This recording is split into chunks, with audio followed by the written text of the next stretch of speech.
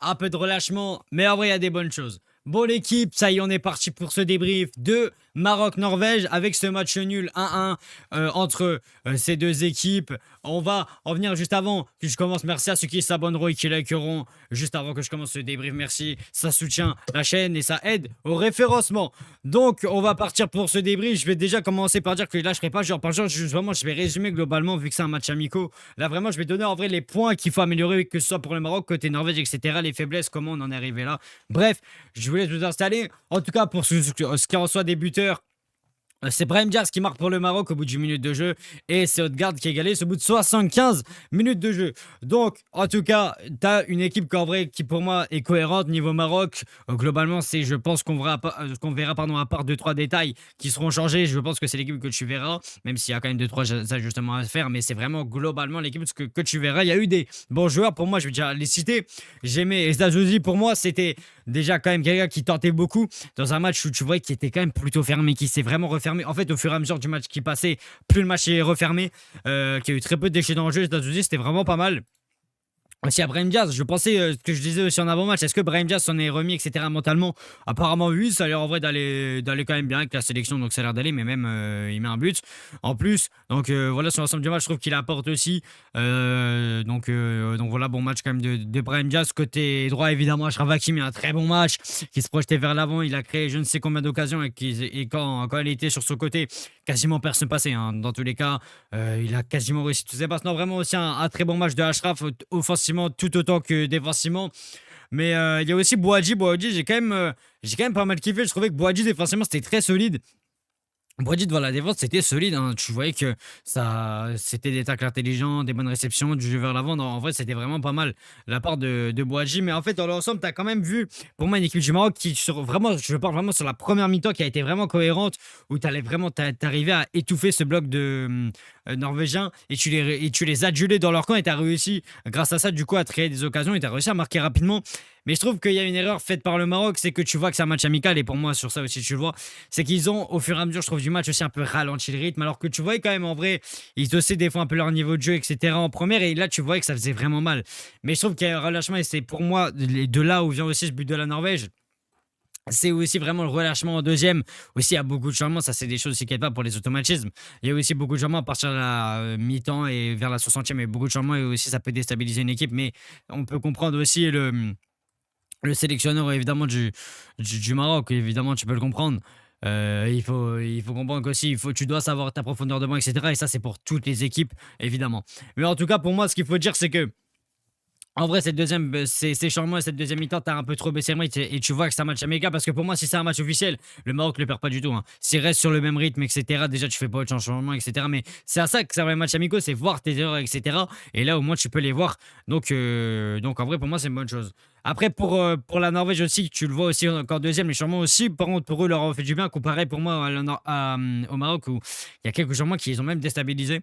Je trouve que l'entrée d'Oscar Bob côté Norvège est vraiment bonne. Il y a aussi Ostigard qui est vraiment bon, mais aussi dans les joueurs titulaires, peut-être les bons joueurs côté Norvège, hein. Je trouve que Orsnes c'était très bon.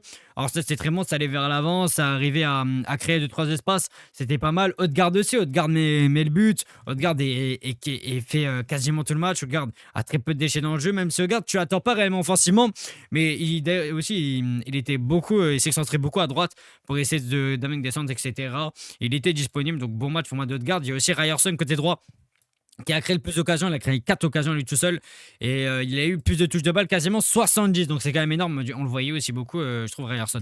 Donc tu as eu aussi des bons arguments côté Norvège. Côté Norvège, c'était aussi quand même, pour moi, ce qu'il faut dire aussi. Tu vois qu'il y avait quand même, je trouve, sur le banc des joueurs aussi un peu plus peut-être d'expérience. Je trouve aussi peut-être sur le banc. Il y a aussi moins de changements faits par le sélectionneur norvégien. Ça peut aussi peut-être aider aussi, mais en vrai, je trouve que dans l'ensemble aussi, ça a plus été pour moi un relâchement du Maroc plutôt qu'une bonne performance de la Norvège. Pour moi, je veux dire, si le Maroc vraiment c'est un match officiel, je pense que le Maroc gagne ce match 1-0 sans problème, voire même pardon 2-3-0 parce que tu as eu les occasions de le mettre au fond. Je pense aussi qu'il y a une reprise ratée de Brahim Diaz dans la surface aussi, hein, qui aurait pu amener 2-0.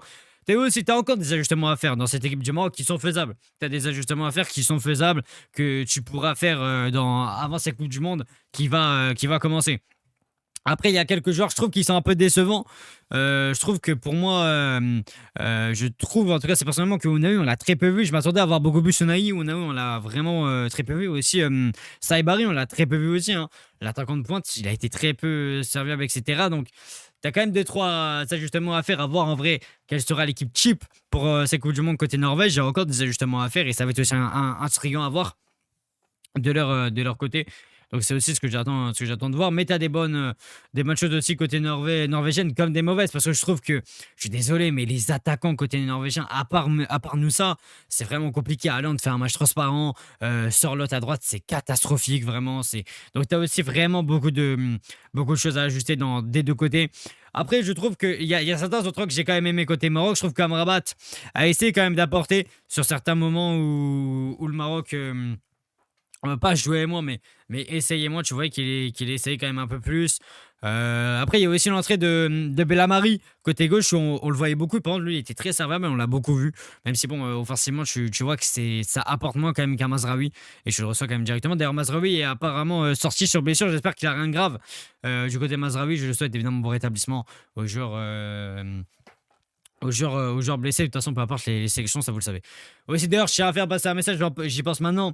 Il y a Eriksen, pour ceux qui n'ont peut-être pas suivi, qui a perdu connaissance pendant ce match Danemark-Ukraine. Victoire d'ailleurs du Danemark, mais c'est pas le sujet parce que le match a été stoppé. Apparemment, bon, il va mieux, etc. Voilà, je tiens aussi à donner tout mon soutien aux proches, etc. d'Eriksen et à lui aussi dans ses épreuves. J'espère qu'il s'en remettra rapidement parce que c'est des choses qui sont évidemment compliqué à s'en remettre. Voilà, je viens d'y penser. En tout cas, j'en parle maintenant. Mais voilà, en tout cas, pour moi, dans l'ensemble aussi, ça a été un match quand même réussi pour le Maroc, je trouve, tactiquement. Tu as quand même réussi à avoir une tactique qui a été cohérente dans l'ensemble. Tu es arrivé à récupérer. Et aussi, tu te projetais rapidement en compte avec tes latéraux, ce qui est logique. Tu as, t'as des latéraux de monstrueux, hein, donc c'est logique. Tu es arrivé à te projeter rapidement. En fait, tu es arrivé à, j'arrive pas à parler, à essayer d'alterner, oui, voilà, d'alterner entre vraiment les trajectoires rapides et temporiser en essayant de garder, de faire tourner, jouer un peu le tiki-taka, en jouant. En essayant de priver la Norvège de ballon pour qu'ils essaient de sortir dessus et après les prendre rapidement sur un contre. Donc en vrai, il y a eu plusieurs choses qui ont été bonnes pour le Maroc, même si pour moi ce but, il est aussi vitable de la part de Haute-Garde, c'est aussi défensivement, t'es un peu trop laxiste, mais sinon en vrai, je trouve que le Maroc a fait quand même dans la globalité un bon match. Même si les stats donneront, pour ceux qui font qu'attention aux stats, diront que la Norvège a été au-dessus. En vrai, si tu regardes le match, c'est du 50-50, hein, clairement. Même si le Maroc était favori, moi ça me choquait parce que pour moi c'était plus de 50-50, hein, pour moi. En tout cas pour moi, pour ce match. En tout cas, voilà, c'est tout pour ce débrief. N'hésitez pas à me dire si vous êtes d'accord ou non avec moi. Merci à ceux qui likeront, etc. Pour le référencement. Merci à ceux qui s'abonnent. On est en road to 1K pour cette Coupe du Monde. Merci à ceux qui le feront. Et moi, l'équipe, je vous laisse.